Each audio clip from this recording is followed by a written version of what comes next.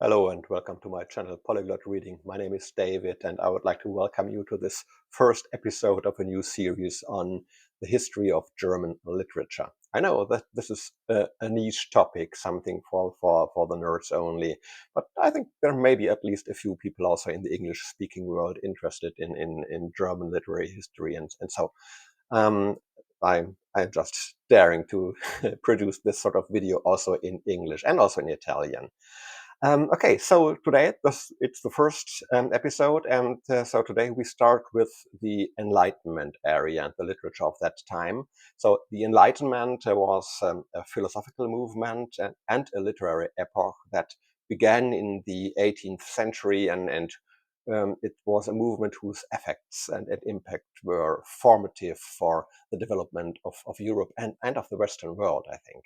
So in order to understand and to adequately appreciate also the literature that was produced in the area of enlightenment, we first need to take a look at the philosophical foundations and also look beyond the borders of Germany, because the Enlightenment was not a specifically German phenomenon, but it was an international philosophical movement that caused significant changes throughout the entire Western world. So that that's why it makes sense to start a video on German Enlightenment literature with a broad international overview first, and then after that, zooming in on the German situation, on individual authors and works. And I've therefore divided the video into the following 8 chapters, which you can also select individually by using the timestamps. So chapter number 1 is a sort of definition and a background explanation. What is Enlightenment?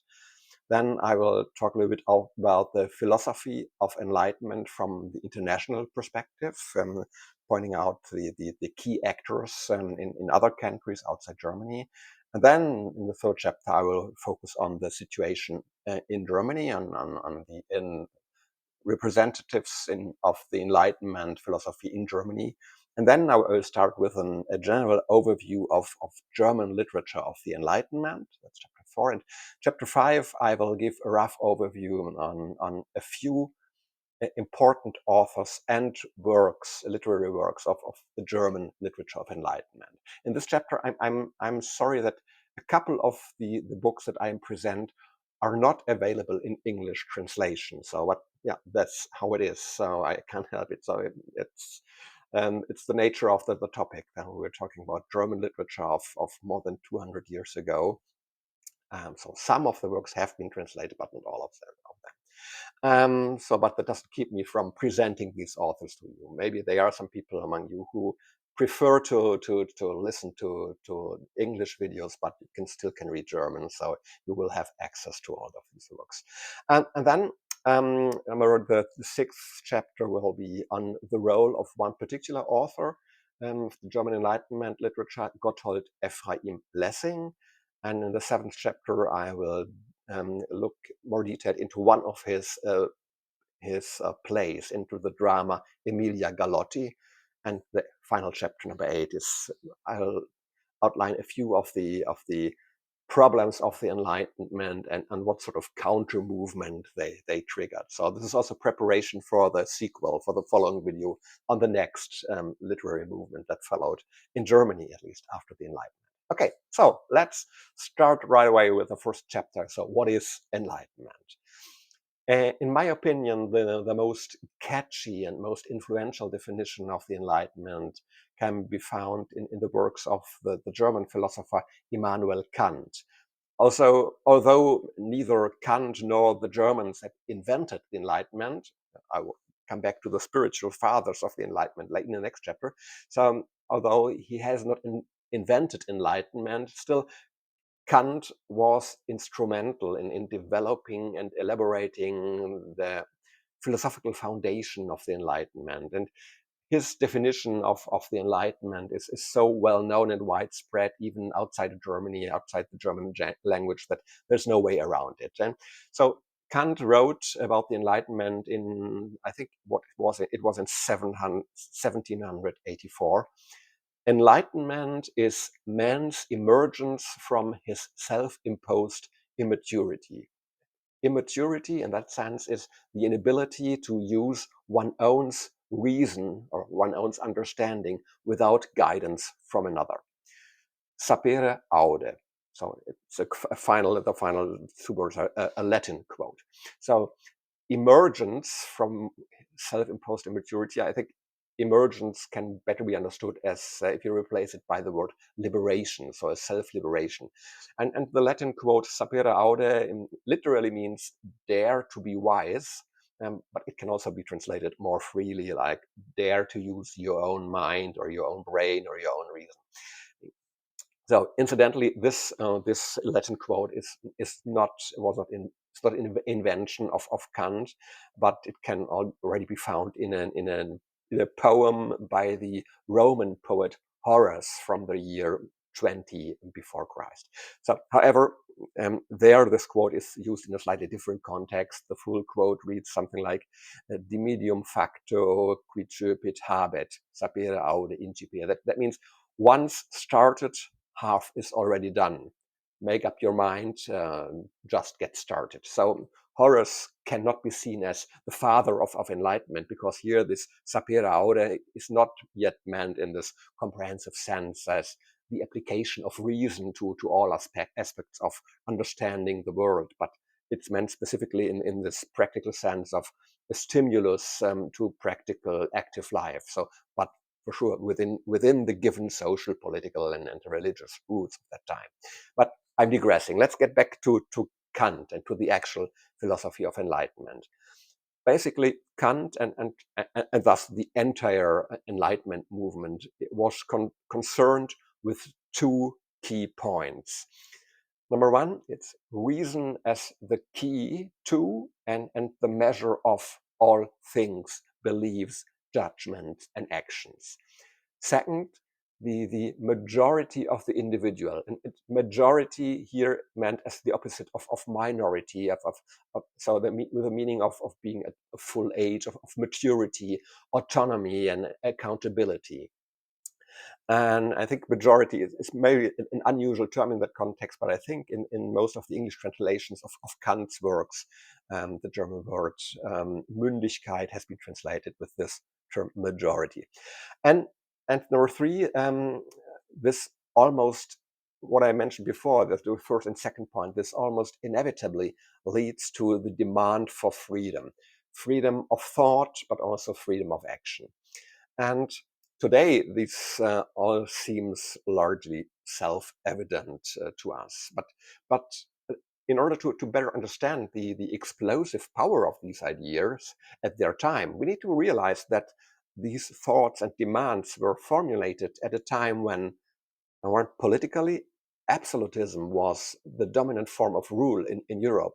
It's a form of government in which the ruler, the highest representative of the state, was virtually above the law, or even saw himself as the supreme law, appointed by the grace of God and with an unrestricted authority to the point of arbitrary rule if the emperor or the king choose to rule in that way. Number two, in terms of worldview, so the Christian religion claimed sovereignty of interpretation of almost all aspects of the people's worldview, also in the field of ethics, morality, and also in the questions of the meaning of life and the duties of the individual. And number three is that both these ruling institutions, so the state and the church, they really enforced their authoritative claims with really their full authority and power, and even by force if needed. And so the Enlightenment's demand for an orientation towards reason and the freedom and autonomy of the individual, understood both as freedom of thought and as the freedom to base one's own actions primarily on one's own reason and decision. This therefore had enormous political and religious explosive power, and it is therefore not surprising that the age of Enlightenment saw also the outbreak of the great revolutions in the Western world, above all the French Revolution and also the US War of Independence. Okay, but back from politics to philosophy, and let's move on to the second chapter of this video, the philosophy of the Enlightenment from an international perspective. I already said that Kant and the German philosophers did not invent the Enlightenment. Let's take a look around Europe to see who were the leading minds, the leading philosophers who were also important pioneers of the Enlightenment before Kant or at the same time as him. In England, there is primarily John Locke, who in fact lived a good 100 years before Kant. So was not a father; he was almost a grandfather of the Enlightenment. He was an early starter, let's say, you like that. Yeah, so he was a representative of the so-called British philosophical school of empiricism. So a strange word, probably. This is a philosophical school that assumes that all knowledge is based solely on experience. And this already foreshadows two core aspects or key concepts of the Enlightenment, namely, first, the role of the individual, because experience is always something very personal and individual, and the role of reason, because knowledge must make use of reason in order to draw conclusions that can be generalized from any experiences you make. So to turn experience into a knowledge, you need reason. And so John Locke also draws some very practical logical consequences from this in his more philosophical and more political reflections and in his writings on the state, where he also expressly formulates a right of the people, the right of the subjects to resist the state if the state authority no longer protect the so-called natural rights of life, of liberty and property. Okay, moving from England or the English-speaking world to France, I think here Jean-Jacques Rousseau should be mentioned above all. So he also places the freedom of the individual at the center of his considerations, but he also emphasizes two specific points that are also reflected in his literary works. On the one hand, he reflects quite comprehensively on how the individual can position himself or herself in this field of tension between one's own desires and knowledge on the one side, and the demands and the rightly demands of society on the other hand side. And the second point is Rousseau assumes that social development and the development of the human race, he has a rather pessimistic view on that. He thinks that this is essentially characterized by an alienation from nature, from a natural state of things. For him, a really free and full life is only possible in sort of an unspoiled natural state, and this is why Rousseau is often referred to with the very abbreviated motto "back to nature." So, but this really is at the core of many of his writings. And let's conclude our European tour with a visit to Italy. In Italy, it was mainly the legal philosopher Cesare Beccaria.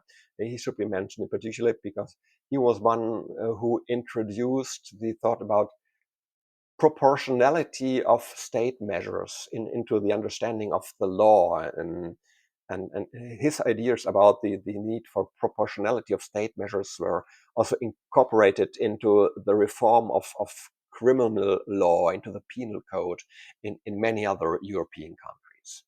Okay, after this European international perspective, let's move on and zoom in to the situation of the philosophy of enlightenment in Germany.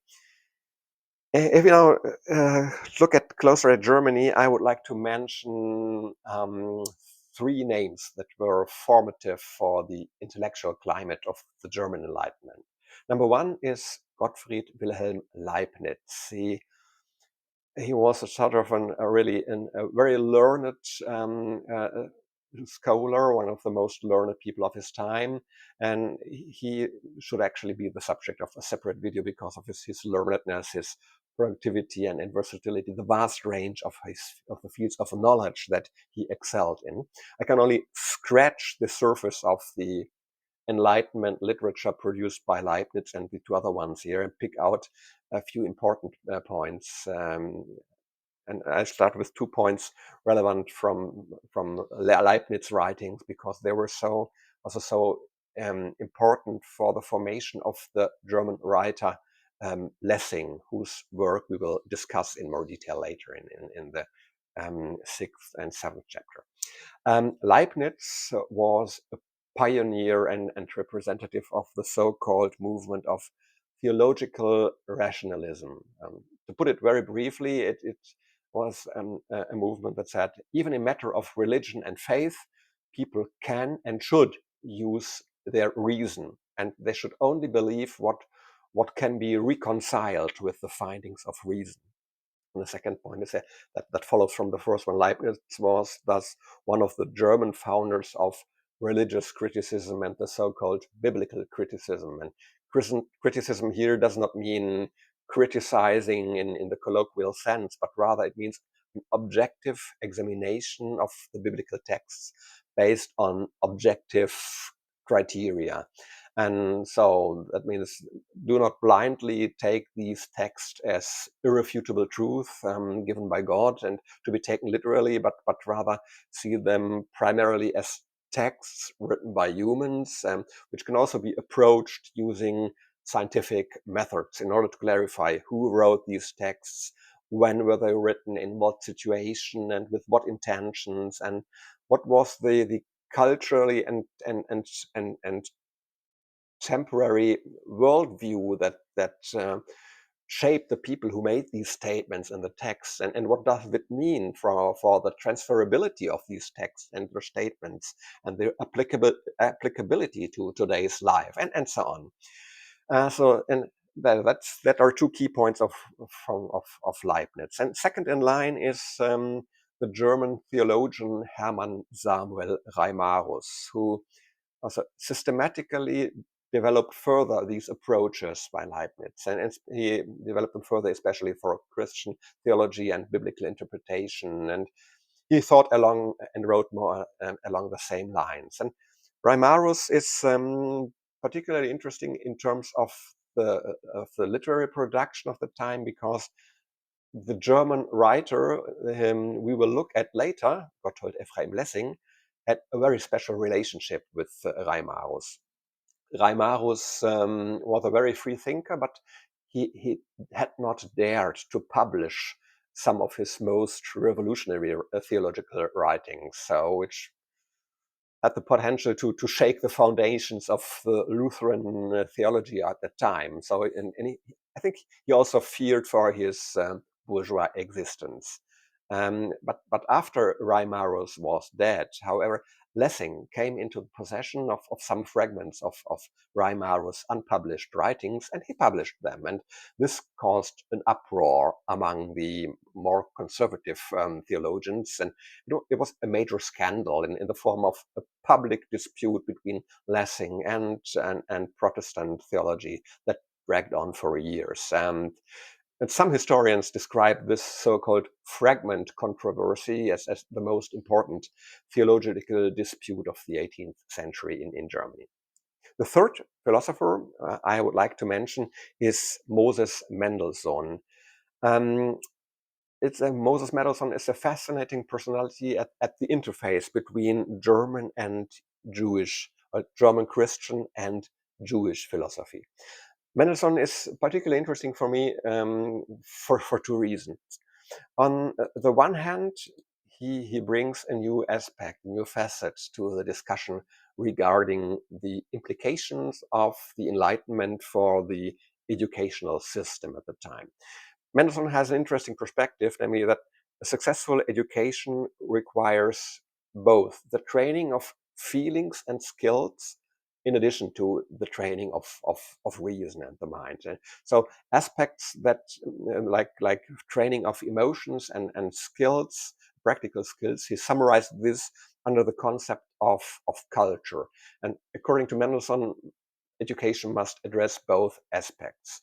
Enlightenment as the rational knowledge aimed at the theoretical, as a guide to rational reflection and to the proper use of reason to understand all aspects of the world and human life. And the second part, the second pillar, culture as an important part of education aimed at the more practical aspects, which also focuses on the morally good, on what to do and what not to do in practice, and also on the beautiful, on the fine arts and the training of manual and artistic skills according to the individual inclinations, of course. So Mendelssohn was thus a pioneer for a pioneer of a modern understanding of education rooted in the Enlightenment.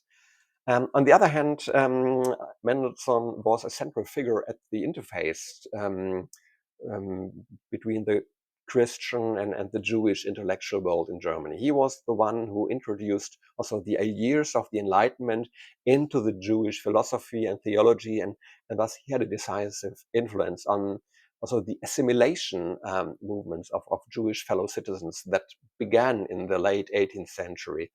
And before Mendelssohn, Jewish theology and philosophy was strictly separated from the corresponding worlds of thought of the surrounding Christian German culture. And Mendelssohn activated, he created he was the first one to create a real interface between these two worlds.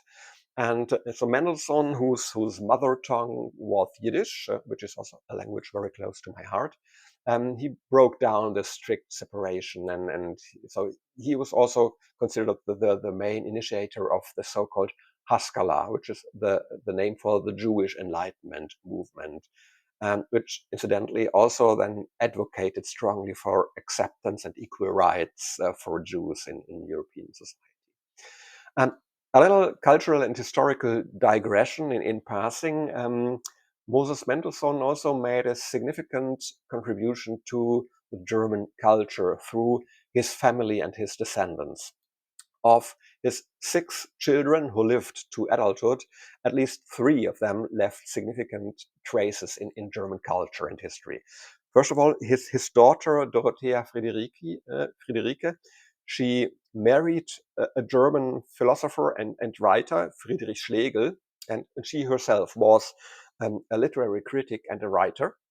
We'll take a closer look at Friedrich Schlegel and his wife and also his brother in one of the following videos when they talk about the German Romanticism, the German literature of the Romantic period, because they played a key role in there. The second child of Moses Mendelssohn was his son Joseph Mendelssohn, who became the founder of a private bank, the Bankhaus Mendelssohn, which rose to become the most important Prussian and German private bank until in 1938 it was forcibly liquidated by the Nazis and incorporated into the German bank, the Deutsche Bank. And finally, the son Abraham Mendelssohn, he did not leave direct traces in German culture, but through his 2 of his children. He became the father of the composer Felix Mendelssohn Bartholdy, and of the also composer and pianist Fanny Hensel Mendelssohn, one of the few female composers and pianists of her day. So now I think we have a rough idea of the philosophical, intellectual, and cultural climate of the Enlightenment, and we can finally turn our attention to the literature that flourished in this extremely fertile soil.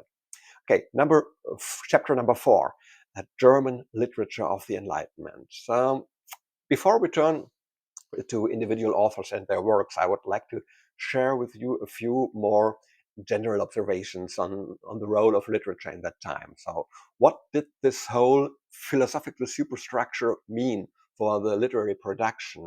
What role and tasks did the writers of the time see for themselves? How is this reflected in the literary genres and the forms and themes? So these are, I think, important questions we should tackle first.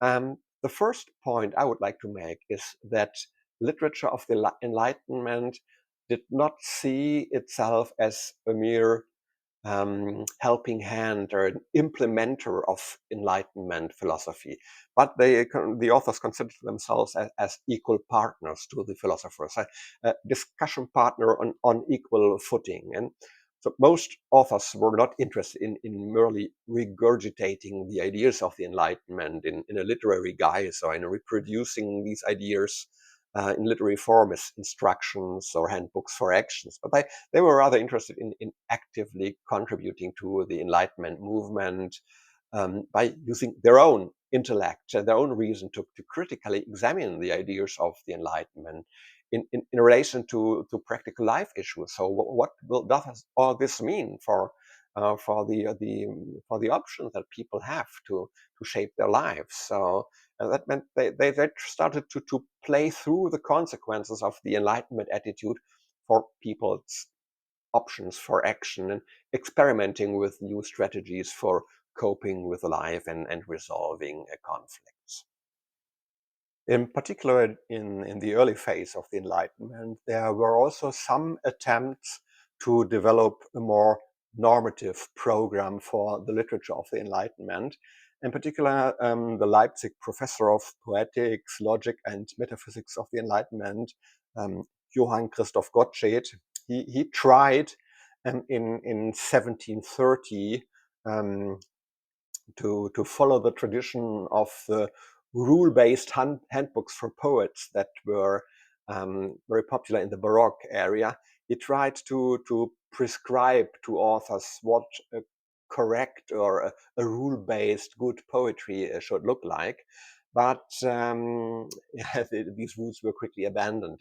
And looking back, I think it's actually clear that in an age that propagated individual freedom to use one's own intellect as the highest value, such a normative approach prescribed by some crazy German professor, it was bound to fail. So we will be able to see this beautifully later, using Lessing as an example of an author who really skipped and neglected many of these rules that Gottsched tried to implement.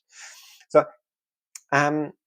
in other words, so as there were no normative rules anymore, so the literature of the Enlightenment was much more colorful and diverse than the literature of almost any other previous literary epoch in Germany.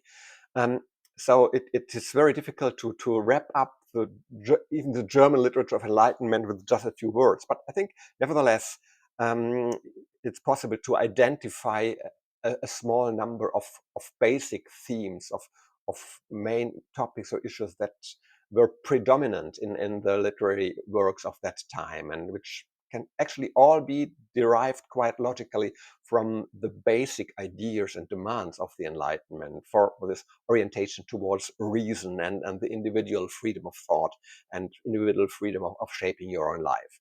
So it's number one, it's and it can all be organized in a sort of a hierarchy, a pyramid. So starting from the top, number one is conflicts between the individual and the state authority, so the highest authority, especially where the rules laid down by a state authority like an absolutist monarch, or the way these rules are implemented, where all this is perceived as arbitrary, as unreasonable or unjust, or where all these rules are just only justified by reference to divine right.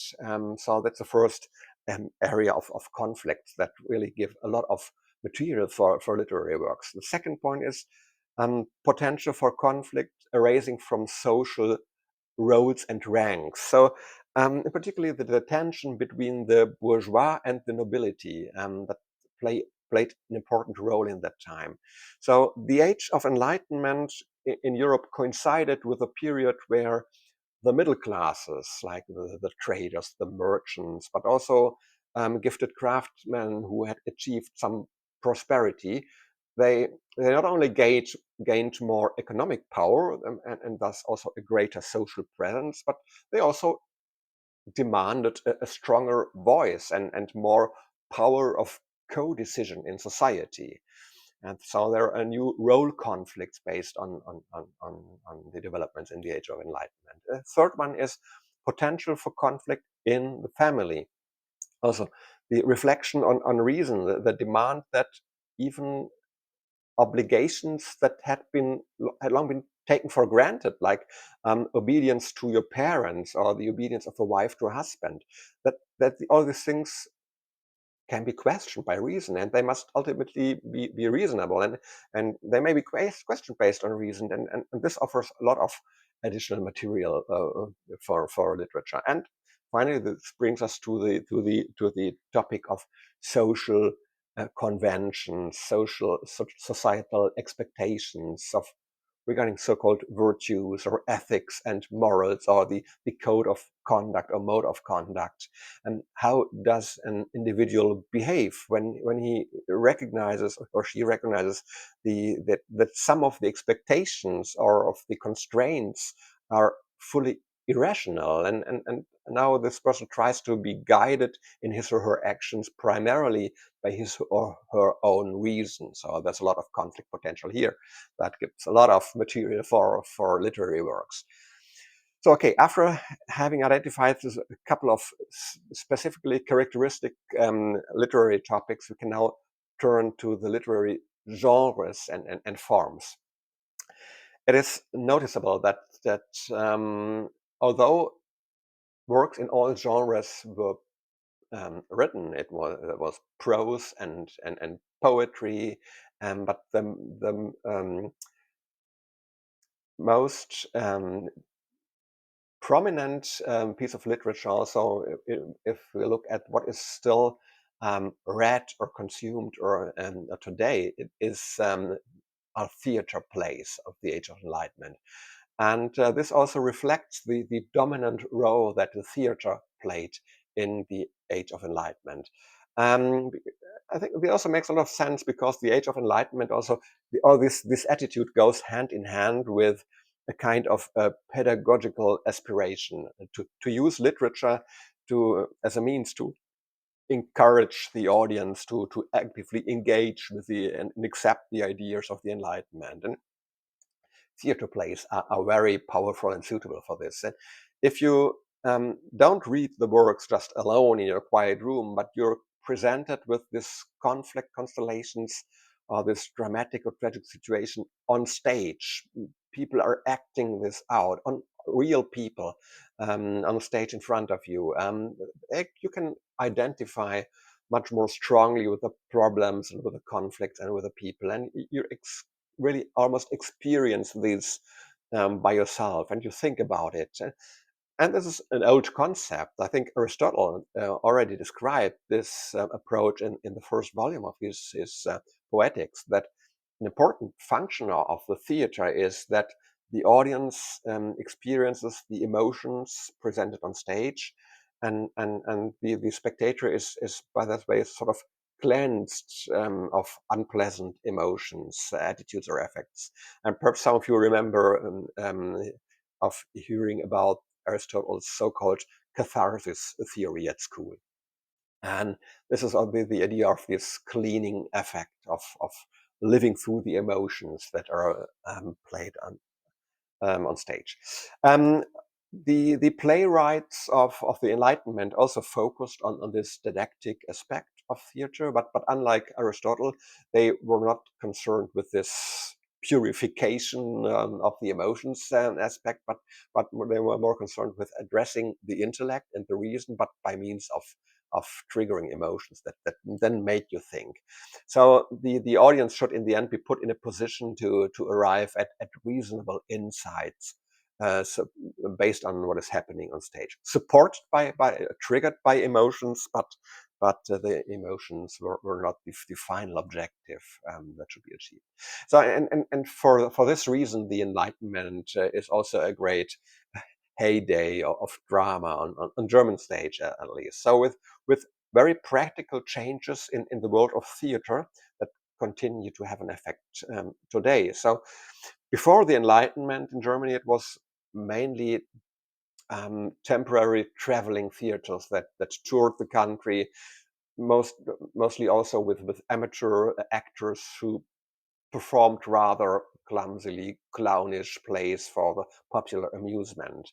But now that the theater underwent a strong professionalization and an institutionalization. So it's the great area of the founding of local theaters, municipal theaters, regional theaters. Above all, the theater founded by Lessing himself, the so-called Hamburg National Theater, which failed after a few years, I think, due to economic difficulties. But still, it provided the impetus for the founding of numerous local theaters or regional theaters, which we still see today all across Germany. There's another important aspect that distinguishes the Enlightenment drama from ancient and Baroque drama. Until the Enlightenment, drama was also subject to the so-called, the German word Ständeklausel. I think you could translate it like the estates clause or the rank clause. So this was the idea that the themes brought to the stage in drama, such as moral conflicts, etc., they had to be portrayed by correspondingly noble, high-ranking characters.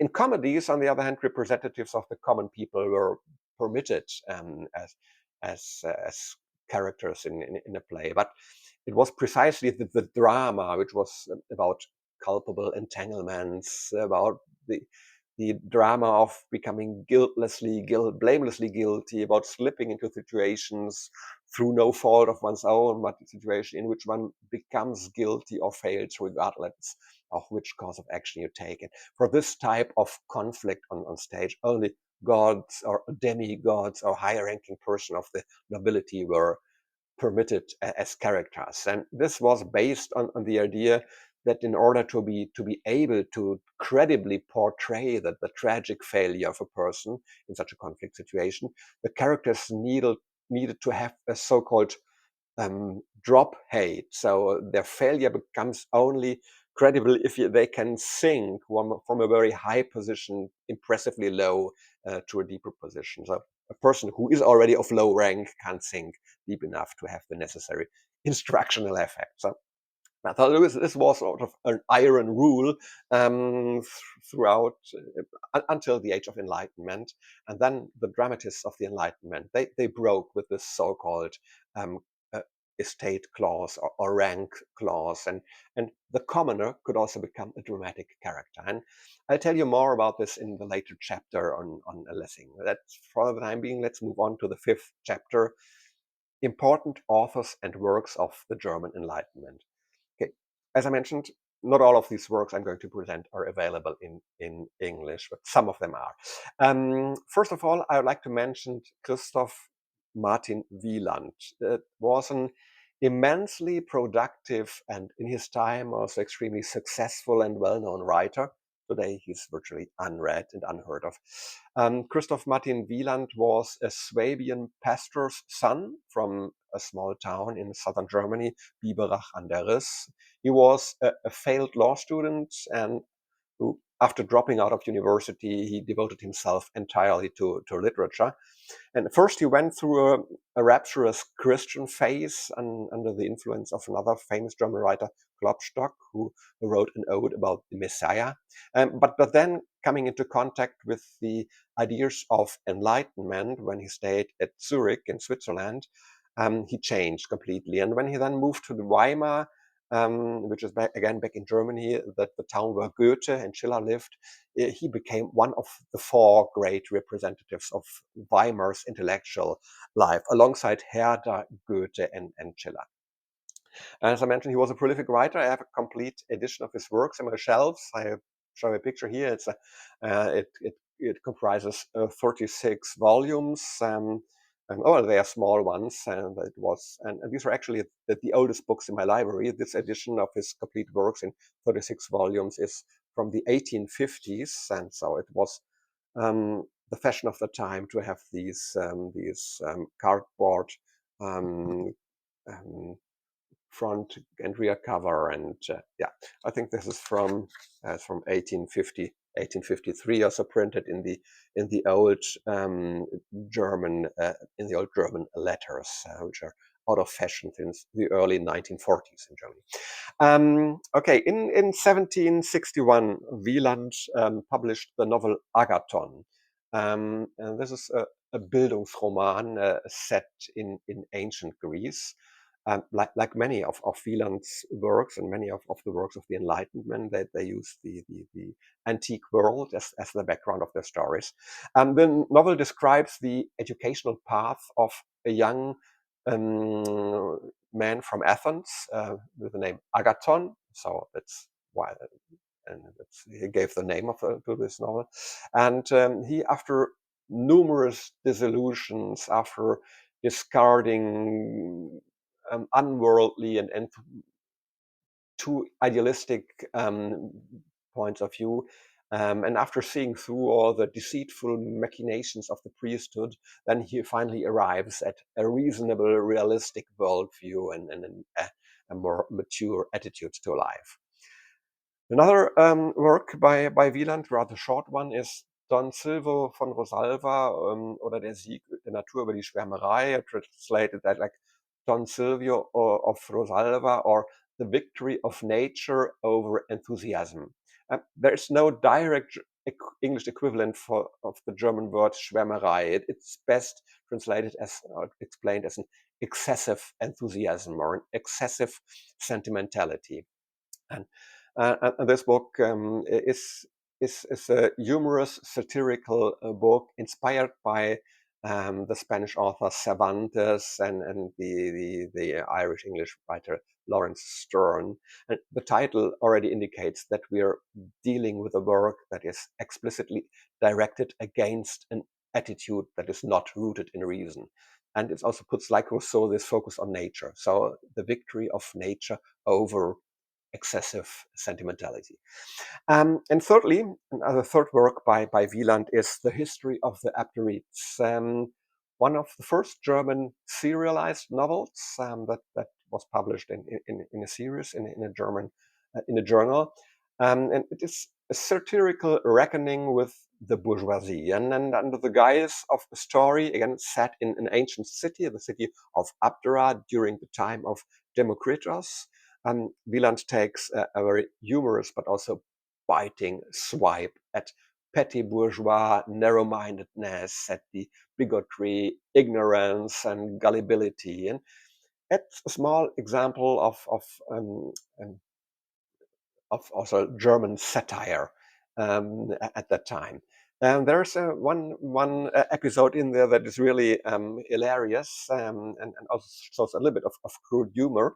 It's the trial of the donkey's shadow in the fourth book. And the story is like this: there's a dentist in Abdera who hires a donkey, and then he uses this donkey for travel, and he wants to rest in the shadow of the donkey on his way. But the donkey's owner, however, he takes another viewpoint, a greedy one, and he thinks that the donkey's shadow is something separate from the donkey, and therefore this is a service that sitting in the shadow is a service that should be paid for separately.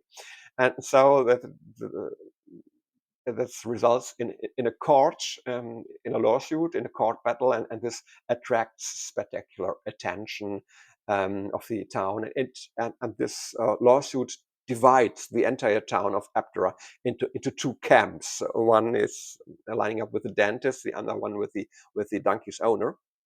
And the emotion between these two teams, they bowl over to such an extent that in the end, the donkey ultimately becomes the tragic victim. He is being torn to pieces by the angry mob. Okay. Next author is Karl Philipp Moritz and his novel Anton Reiser. Karl Philipp Moritz grew up in very poor and in religiously very restricted circumstances, and he wrote this strongly autobiographical novel Anton Reiser, which is considered also one of the first German psychological novels. That also one of the first novels that manages to credibly portray the psychology of a child. The novel describes Anton Reiser's upbringing in an extremely narrow-minded sectarian family with the strictest educational principles. And so there's a lot of autobiographical background in the end. Also his Anton's hard and almost physically destructive work as the apprentice to a hatter, and he has to abandon this apprenticeship due to health issues. And then his time as a more or less only tolerated but also mocked at scholarship student at a grammar school, and then his subsequent attempts to make a living as an actor.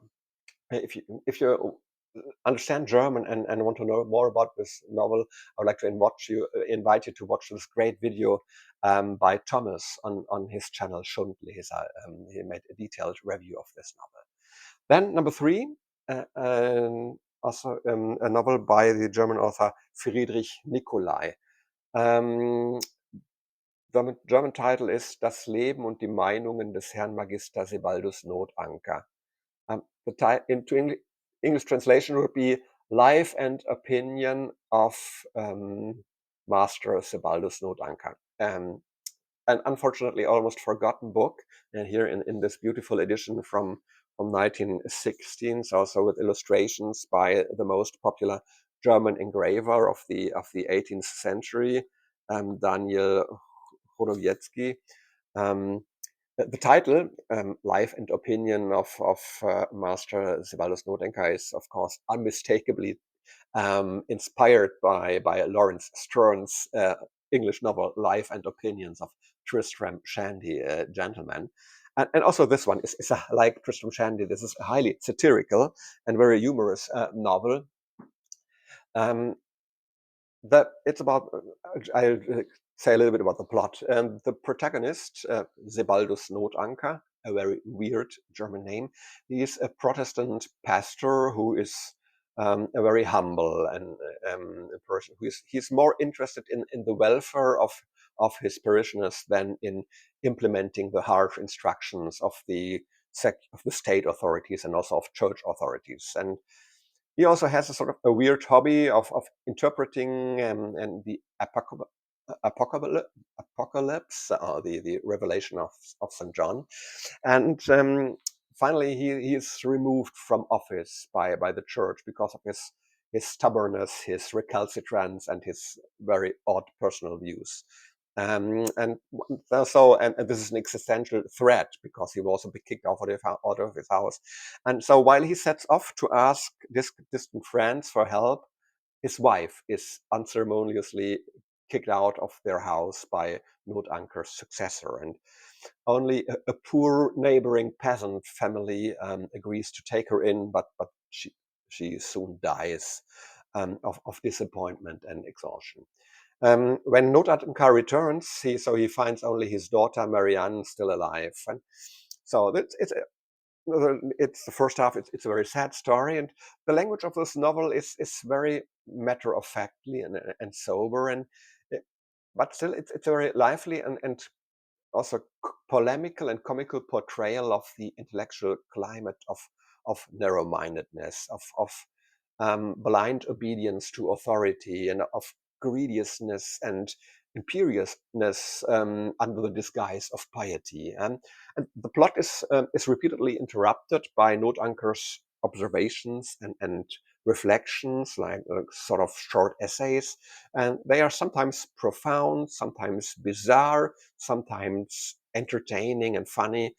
And besides this seriously bitter subject matter, it still is a book with a happy ending, even if the happy twist comes about neither through noble deeds nor through reason, but through pure chance luck in the form of a lottery win. But also that's life. Sometimes all our plans and reasoning don't mean nothing in the end. It's just by chance how things can develop. Okay, finally, I would like to introduce a perhaps somewhat atypical but immensely influential and successful book at its time. It's the book The Insel Felsenburg. It's a multi-volume novel by Johann Gottfried Schnabel, published between 1731 and 1746 under the pseudonym Gisander. There is an English translation available with the title Palisades Island, but I think it's quite costly. Okay, it's not a bargain, but the work is remarkable for several reasons.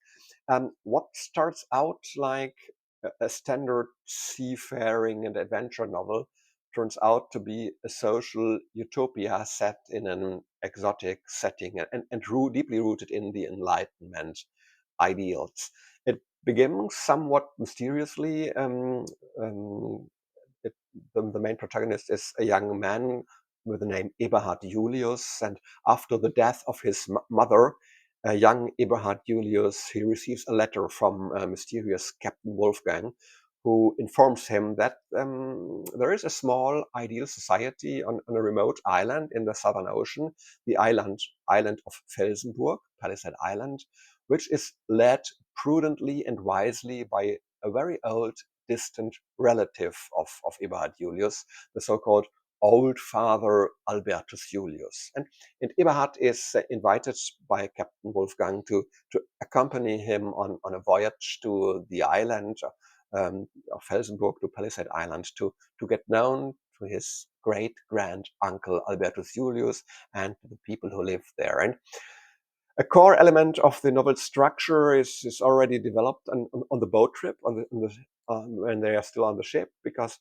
there's a lot of episodes where um, um, other travelers on the boat tell their stories, their life stories. So what we get is really a very colorful and multifaceted picture of the society of that time and all its challenges and sometimes undesirable developments, or the aberrations and oppressions, but also the dreams of people, their struggle for happiness. We all learn about this through the stories of traveling companions who exchange their life stories while traveling on this ship. And this provides the background and a perfect contrasting background for the ideal society that Eberhard finds on Palisade Island, and this society which is perceived all the more contrasting and ideal after having heard all the challenging life stories about the European societies. So this society at Palisade Island, founded by his great grand uncle Albertus, who arrived on the island many decades ago, together with a young woman as the only two survivors of a shipwreck. And so they started a small family, and then this society developed into an ideally organized dwarf state, also by taking in other shipwrecked people over the years, and later by actually actively recruiting new fellow inhabitants from other European societies to ensure sort of biological stability of the small community. And so then the discovery of a fabulous treasure but also their consistent hard work and the careful planning, all this brought prosperity and economic independence to this small colony on Palisade Island. So these paradise conditions of this small society, they are so impressive and convincing that both Eberhard and Captain Wolfgang, they decide to live on the island permanently in future, and they integrate themselves into the local community by marrying members of the community.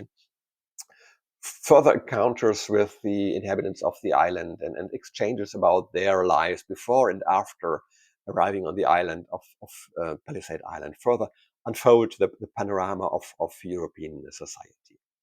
It is a very original fusion of a sort of a Robinson story and early Enlightenment social utopia, but in a few respects, it also goes against the grain of the Enlightenment attitude. For example, in the fact that despite all the orientation towards reason and common good, ultimately we are dealing here not with a democracy, but with an autocratic state system. So luckily it is led by an old patriarch with a mixture of benevolence, but also with an iron will, and not an iron fist, but an iron will, and very strict rules. But all these rules are based on reason, not on the arbitrary whims um, of this old man. And another thing that is probably a challenge for the purely Enlightenment thinking is also the basic attitude of all the islanders is a deeply internalized religiosity, and in the form of a pronounced Protestant ethics, with duty and work as the key elements of this Christian ethics. This book is also remarkable because it achieved incredible success and an exceptionally wide circulation in its day. Many German-speaking authors of the 18th and 19th centuries, they grew up with Palisades Island as their formative reading experience. It was later forgotten in the 20th century, but we have to thank the German author Arno Schmidt for unearthing this novel, and the publisher 2001 for publishing this reprint in the 1990s. So it is quite a doorstopper, but it's definitely worth reading. At least I think the first 3/4 of it are worth reading. The final part is a bit more flat. Presumably Schnabel was a bit spoiled by the commercial success of the first parts, and then also used some material that, yeah, it might have been wiser to stop after the 3/4 of the novel. But however, still an absolute recommendation to read if you're able to read German. Okay, after this excursion into important works of prose in the German literature of the Enlightenment, let us now turn to the supreme literary discipline of the Enlightenment, which is theater plays, in particular the drama, using Gotthold Ephraim Lessing as the key example. Okay, what makes Gotthold Ephraim Lessing so special that he's the only author of the Enlightenment who is going to be presented in more detail here? First of all, very banal reasons. Lessing was one of the most productive and most influential playwrights of the German Enlightenment, and many of his plays are still regularly performed on German stages, but also on stages in other countries today. So Nathan the Wise and Emilia Galotti are constantly on the repertoire in many theaters, and generations of school children have been and continue to be delighted or tormented by these two plays. And Lessing has also at least three other specific merits. On the one hand, he fundamentally reformed the German theater system. He did it in two ways. First, theoretically, by laying out in his work Hamburgische Dramaturgie sort of a literary theory of the theater of the Enlightenment. And so by using this, he really raised the German drama and German theater to a new level. And also practically, he provided the blueprint for the development of an institutional theater system in Germany, a professional system, with the aforementioned founding of the National Theater at Hamburg. And he also opened up new territory for the drama in terms of form and content by establishing the so-called bourgeois tragedy. I mentioned earlier that before Lessing, it was more or less set in stone that only higher-ranking personalities like deities or mythological figures or gods and kings were allowed to appear in dramas. Only they should be the protagonists and main characters. But Lessing was convinced, and he put it into practice in his dramas, that the middle classes were not only suitable and acceptable material for tragedies, but it was virtually necessary in the spirit of the Enlightenment to make bourgeois figures the main characters in drama, and the family conflicts of normal citizens, that they were also suitable materials for dramas. at least in German literature, this was unheard of until then. So it's therefore quite revolutionary and programmatic when Lessing, for example, explicitly gives this to his drama Miss Sarah Sampson. He adds the subtitle A Bourgeois Tragedy, ein bürgerliches Trauerspiel. Today we just read this without giving a second thought to this, but at the time, even the subtitle was sensational, even in scandalous. However, Lessing, he was not just a provocateur, he explains this in a very sound, theoretical, and logical way, why he decided to establish this sort of bourgeois tragedy. In order for the drama to have an effect on the audience, for the audience to be able to identify with the characters and the conflicts on stage, these characters must be suitable for identification. So princes and semi-divine heroes, they can give a play pomp and circumstance, but they contribute nothing to emotion. So that's a key sentence by Lessing himself. And according to Lessing, emotion, fear, and pity or sympathy are important preconditions for the drama to have the desired effect on the audience, the instructive effect that finally leads also to knowledge and insight.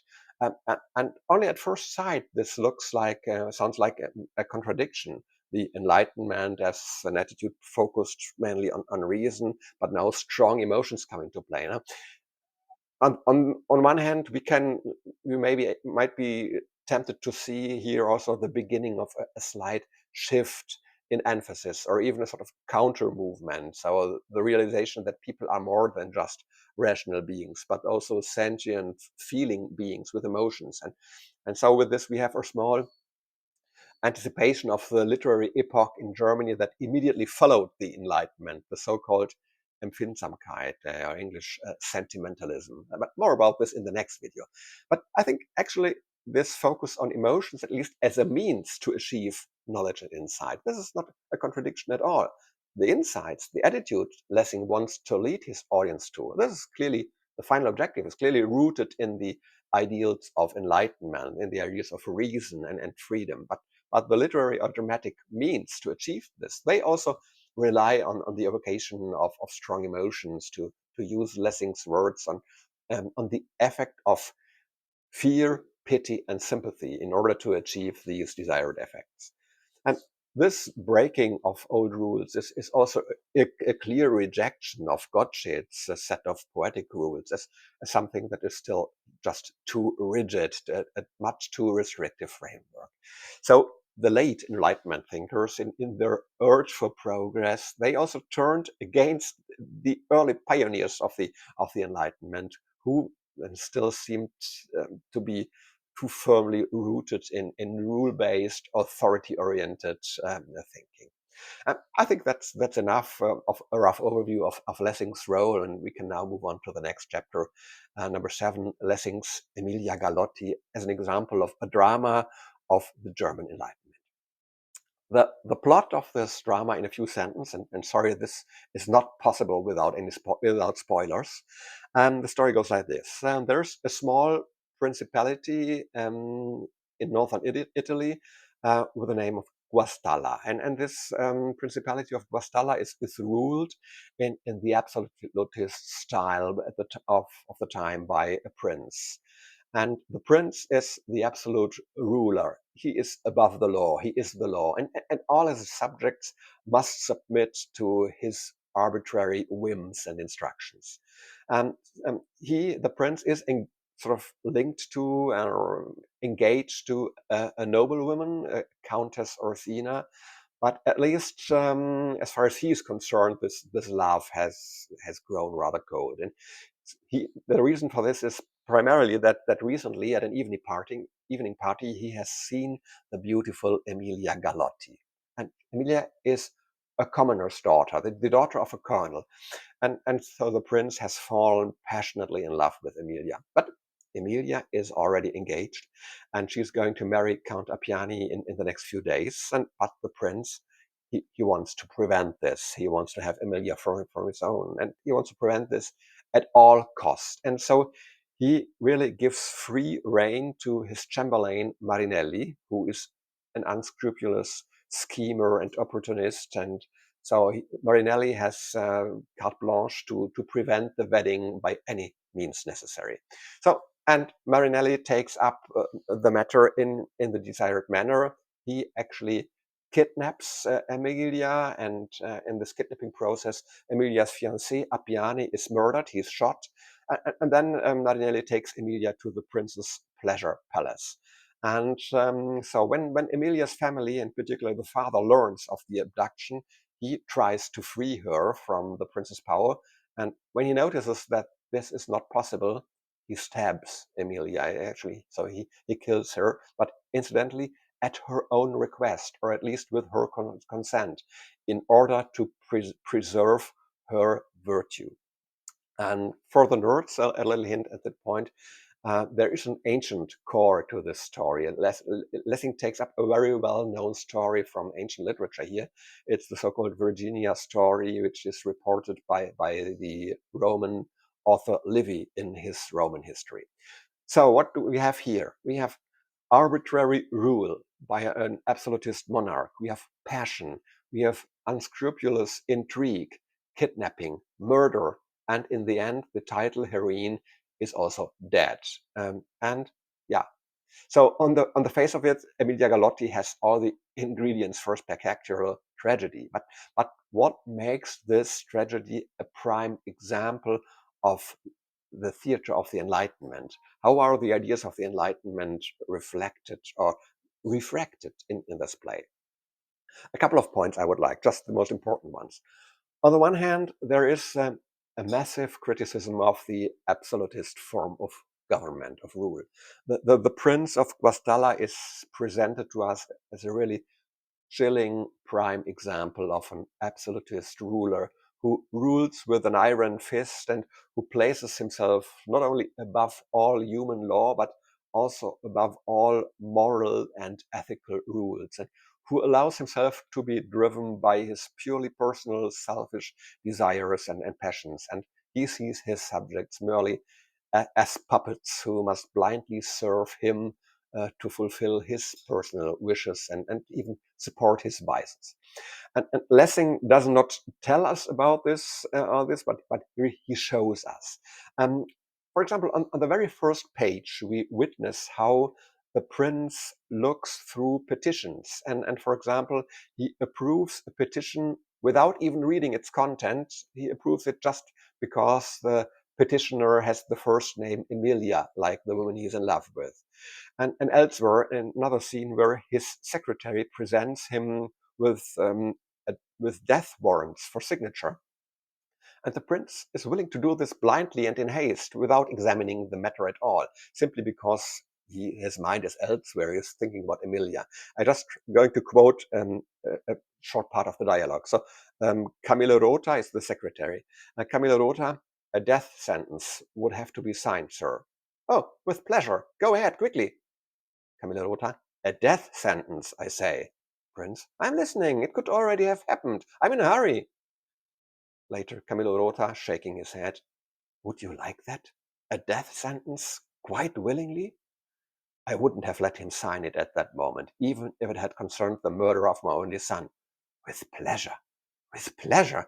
It cuts through my soul, this dreadful with pleasure.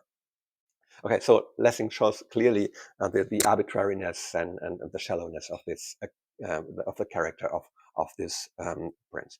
And Lessing's reason, but it should not be read as accusing an Italian princess. Lessing's reason for setting the principality in Italy was, of course, to avoid problems with the German censorship. As a criticism of German principalities, the play would not have been allowed to be performed on stage. A second thing that makes this a typical example of the Enlightenment literature is the role of the bourgeois character, the Galotti family, who obviously have higher moral standards than the aristocratic ruling class. And so this can be seen as a clear rejection of Gottsched's outdated standard poetics. And although Emilia Galotti is not a purebred bourgeois tragedy, as some of the main characters are of higher nobility, but it's the bourgeois heroine who is at the center, and it is her bourgeois morals that bring about the tragic end. However, Lessing does not present a flat contrast between bad aristocrats and good bourgeois morals. Um, Emilia's father, Odoardo Galotti, he's also portrayed quite critically as a man who is not fully guided by reason. On the contrary, like almost all the characters in this drama, he repeatedly allows himself to be overwhelmed and guided by his emotions and or by irrational moral standards. And he, his and his daughter's irrational adherence to an exaggerated sexual morality, which in case of doubt considers death better than even the slightest suspicion of sexual misconduct. This irrational morality, this leads to an inhuman and murderous outcome, and to the perverse situation of an honor killing of the daughter by the father. And not as a result of rational consideration, but in either in the heat of the moment, out of the passion of the situation, or as a result of irrational moral standards and beliefs. And I personally think that this irrational way of letting oneself be driven by emotions and passion, uh, I feel this as the most typical element of enlightenment that is shown in Emilia Galotti. Because we see this clearly. None of the characters ever takes a step back in their thoughts and rationally considers what would be the most sensible, most reasonable thing to do in a challenging situation. Such a step back and a rational reflection could reveal alternative courses of action. However, none of the characters are capable of looking at other options. They are trapped in their irrational and highly emotional patterns of looking at things and reacting and acting out.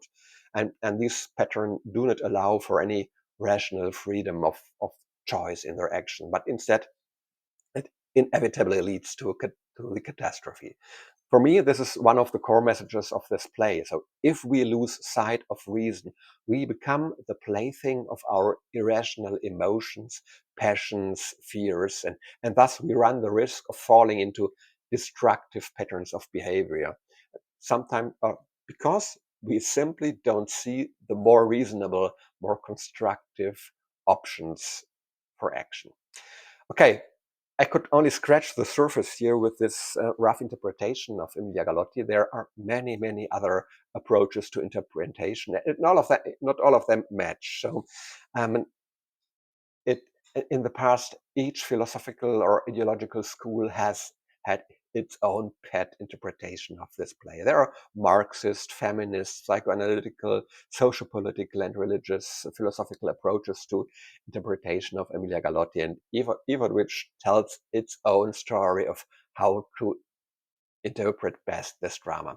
The very fact that this tragedy resists a single stringent interpretation, but still remains ambiguous and dazzling, I think this probably speaks for the literary quality and timelessness of the material, which every generation of reader can rediscover and reinterpret for themselves.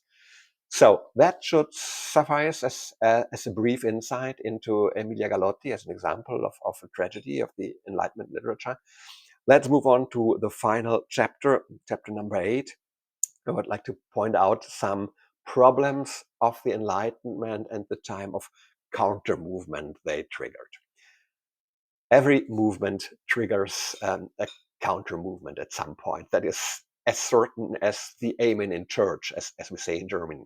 And so it is not surprising that from the 1770s onward, a serious counter movement developed in literature, which on the European level is usually described as the age of genius. The German form is better known as Sturm und Drang, which I'm unable to translate into English. Right? I think we should stick to this German label, Sturm und Drang. And we will look at this movement in detail in the next video unit on German literature history. But for now, just a brief background to what motivated this counter movement.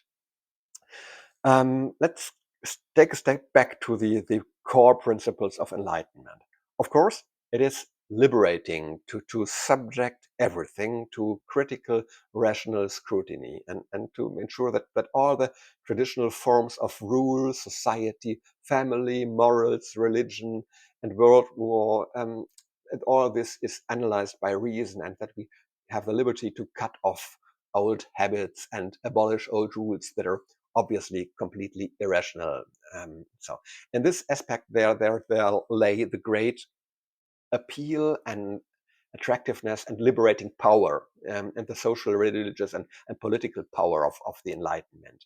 But ultimately, human beings are more than just reason and intellect.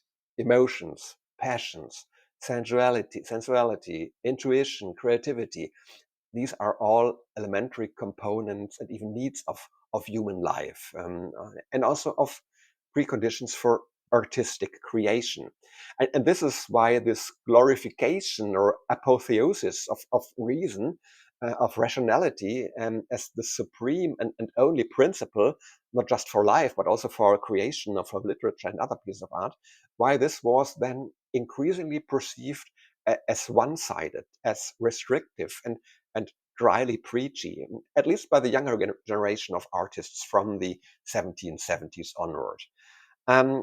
It can also be seen that the Enlightenment carried the seeds of its own abolition within itself, from a logical perspective, because just as the Enlightenment leads us to critically question everything that was considered true, and to put it to the test, this very rational attitude can also be applied to the Enlightenment itself, in order to question whether it is really sensible and compelling that reason, rationality, is the only approach to explaining the world and to setting rules for society, but also the only rules for artistic and literary creation.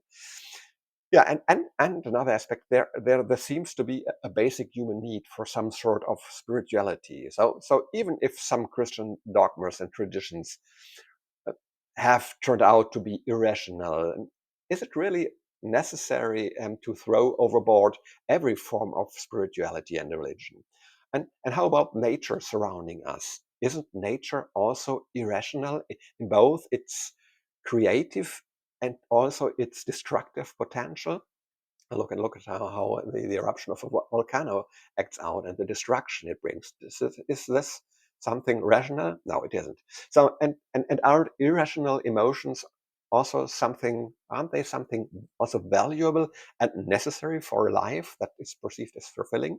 So these are the sort of provocative questions that the hardcore Enlightenment thinkers had to ask themselves, or that they were even asked by others, and to which there were no satisfactory answers from within the more narrow conceptual framework of the Enlightenment itself.